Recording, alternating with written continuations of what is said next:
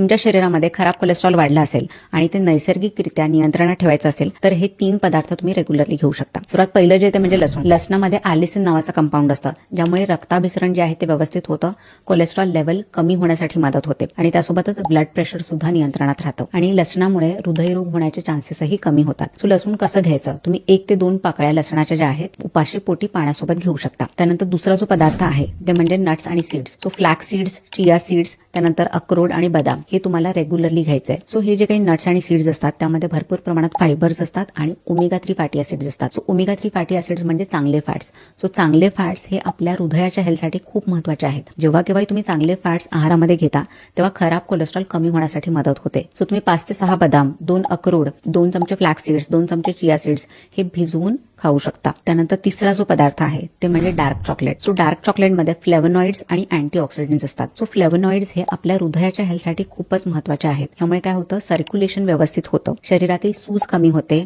रक्तदाब म्हणजे blood pressure जे आहे ते नियंत्रणात राहतं आणि त्यासोबतच खराब कोलेस्ट्रॉल सुद्धा कमी होण्यासाठी मदत होते. सो डार्क चॉकलेट खाताना नेहमी ही काळजी घ्यायची की त्यामध्ये 70% किंवा त्यापेक्षा अधिक चॉकलेट असलं पाहिजे. सो हे कसं घ्यायचं? तुम्ही याचे 2 ते 3 तुकडे दररोज घेऊ शकता. सो हा व्हिडिओ जर तुम्हाला इन्फॉर्मेटिव्ह वाटला असेल तर तुम्ही तुमच्या फ्रेंड्स आणि फॅमिली मेंबर्स सोबत सुद्धा नक्की शेअर करा.